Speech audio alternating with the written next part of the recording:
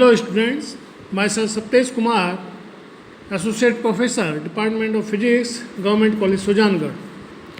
आज के इस लेक्चर में हम माइकलसन व्युत्क्रमांक के विषय में बात करेंगे। उसका सिद्धांत क्या है और उसकी सहायता से हम किस तरह वेवलेंथ का निर्धारण कर सकते हैं। तो सबसे पहले मैं सिद्धांत के विषय में बात करता हूँ।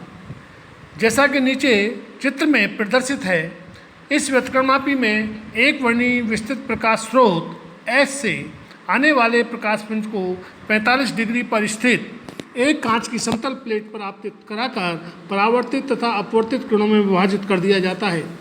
ये दोनों किरणें एक दूसरे के लंबवत गमन करती हैं। इन्हें इनकी दिशा के लंबवत स्थित दर्पणों से परावर्तित कराकर एक दूसरे पर अध्यारोपित कराया जाता है। इनके व्युत्करण से उत्पन्न फ्रिंजों को दूरदर्शी द्वारा देखा जा सकता है। माइकलसन व्युत्क्रमापी के उपकरण का रेखा चित्र नीचे प्रदर्शित है। कार्यविधि: एक वर्णीय विस्तृत प्रकाश स्रोत एस से प्राप्त प्रकाश पुंज को लेंस एल द्वारा समांतर किरणों के रूप में अर्धरचित प्लेट पी पर आपतित करते हैं। प्लेट पी के निचले सिरे पर इस किरण पुंज का आधा भाग परावर्तित व आधा भाग अपवर्तित हो जाता है। परावर्तित किरण दर्पण M1 की ओर व अपवर्तित किरण दर्पण M2 की ओर गति करती है। ये किरणें M1 व M2 से उसी दिशा में परावर्तित होकर प्लेट P को पार करने के पश्चात OT मार्ग पर अध्यारोपित होती हैं तथा व्युत्करण फ्रिंजें उत्पन्न करती हैं, जिन्हें दूरदर्शी टी द्वारा देखा जाता है। प्रतिकारी प्लेट सी का कार्य: प्लेट सी की अनुपस्थिति बिंदु O पर विभाजन के पश्चात परावर्तित किरण प्लेट P से 2 बार गुजरती है, जबकि अपवर्तित किरण केवल एक बार भी नहीं गुजरती है। इसलिए OM1 व OM2 बराबर होने पर भी परावर्तित किरण व अपवर्तित किरण के प्रकाशीय पथ बराबर नहीं होते हैं। अतः दोनों किरणों के प्रकाशीय पथ को बराबर करने के लिए अपवर्तित किरण को प्लेट P के समान मोटाई, समान पदार्थ और समान कोण पर झुकी हुई प्लेट C से गुजारा जाता है। इस प्लेट C को प्रतिकारी प्लेट कहते हैं। फ्रिंजों का रूप: व्युत्क्रमापी में फ्रिंजों का रूप दर्पण M1 व M2 के मध्य झुकाव कोण पर निर्भर करता है। प्लेट P के द्वारा दर्पण M2 के प्रतिबिंब M2' व दर्पण M1 के मध्य बनने वाली काल्पनिक पतली वायु फिल्म से परावर्तित किरणों के मध्य अध्यारोपण से व्युत्करण प्रतिरूप बना हुआ माना जा सकता है। इस स्थिति में व्युत्करण फ्रिंजों की आकृति दर्पण M1 व M2 के मध्य बनने वाली फिल्म की प्रकृति पर निर्भर करेगी। यदि फिल्म समान मोटाई की है तो वृत्ताकार फ्रिंजें प्राप्त होती हैं। फिल्म के फनाकार होने पर सीधी फ्रिंजें प्राप्त होती हैं। अब हम वृत्ताकार फ्रिंजों की व्याख्या करेंगे। जब दर्पण M1 व M2 परस्पर लंबवत होते हैं तो M1 व M2' के मध्य बनने वाली काल्पनिक वायु फिल्म समान मोटाई की होती है। यदि इस फिल्म की मोटाई d है तो दर्पण M1 व M2 से परावर्तन के पश्चात दूरदर्शी T पर पहुंचने वाली प्रकाश किरणें स्रोत S के प्रतिबिंब S1' व S2' से समांतर आती हुई प्रतीत होंगी तथा S1' व S2' के मध्य दूरी 2d होगी, जैसा कि चित्र में प्रदर्शित है। यदि ये किरणें अभिलंब से थीटा कोण बनाती हुई समांतर आती हैं तो इनके मध्य पथांतर 2d cos थीटा होगा। इन दोनों किरणों के मध्य प्रभावी पथांतर निम्न प्रकार लिखा जा सकता है: डेल्टा = 2d cos थीटा - λ/2। यदि यह पथांतर l लैम्डा के बराबर है तो संपोषी व्युत्करण होगा तथा थीटा अनति के वृत्त के सभी बिंदुओं पर संपोषी व्युत्करण की शर्त संतुष्ट होगी। परिणामतः प्रदीप्त फ्रिंज वृत्ताकार दिखाई देगी। अतः प्रदीप्त वृत्ताकार फ्रिंजों के लिए 2d cos थीटा - λ/2 बराबर n लैम्डा, जहाँ n = 0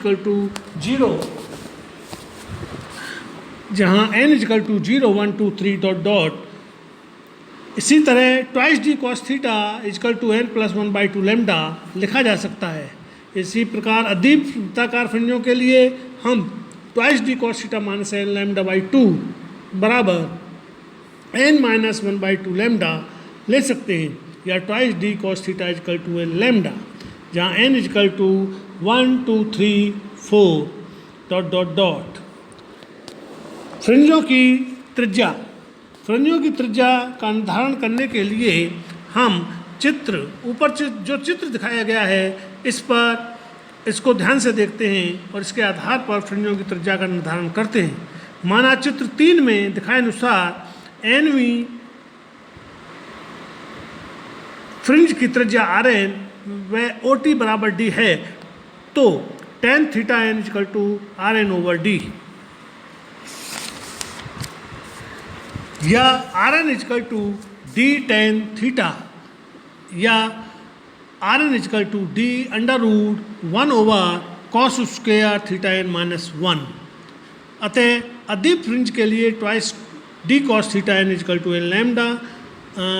अब अदीप फ्रिंज के लिए twice D cos theta equal to N lambda, इसलिए r N equal to D under root 4 D square over N square lambda square minus 1। इसी प्रकार प्रदीप फ्रिंज के लिए R N equal to D under root 4 D square N plus 1/2 का whole square lambda square minus 1।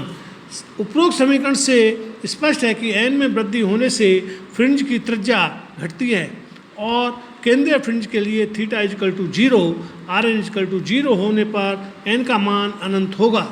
यह fringe अदीप्त होगी वस्तुतः twice D cos theta equal to N lambda, या ट्वाइस डी बराबर एन लैम्डा होने पर केंद्रीय फ्रिंज अदीप व twice D equal to N plus 1/2 lambda होने पर केंद्रीय फ्रिंज दीप दिखाई पड़ती है।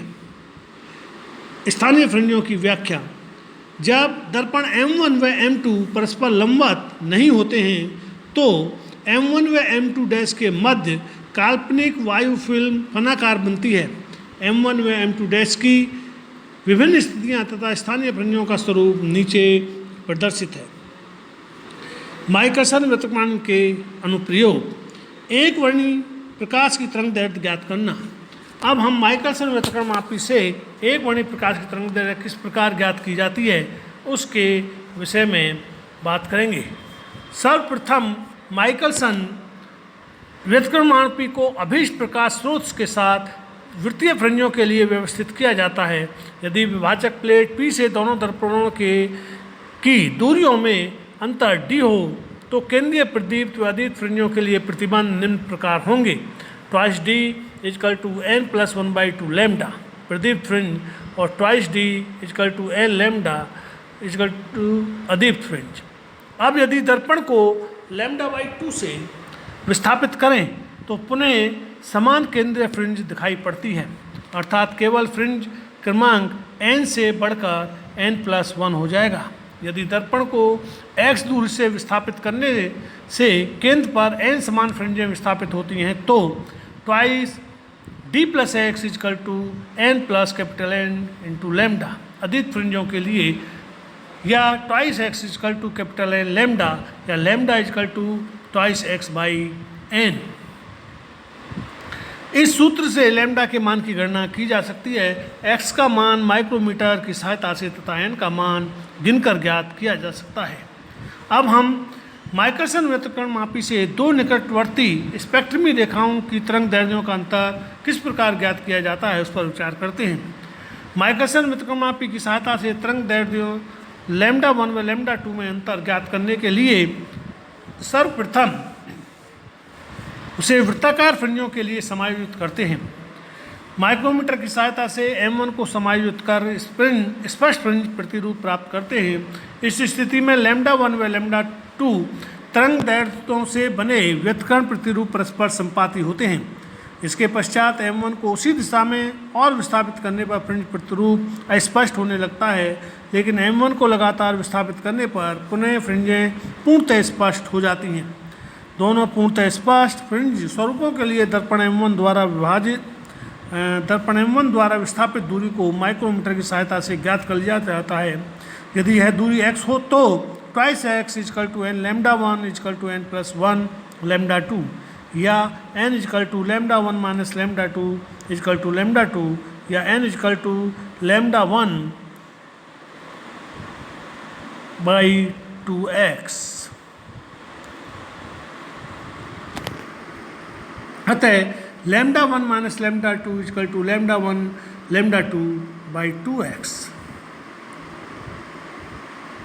यदि माध्य तरंग दैर्ध्य लैम्डा है तो lambda square equal to lambda 1 lambda 2 या lambda 1 minus lambda 2 equal to lambda square over 2x। उपरोक्त सूत्र की सहायता से लैम्डा 1 माइनस लैम्डा 2 का मान ज्ञात किया जा सकता है।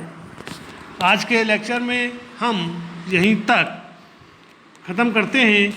इसके बाद का जो भी पोर्शन है वो दूसरे लेक्चर में बात करेंगे। Thank you.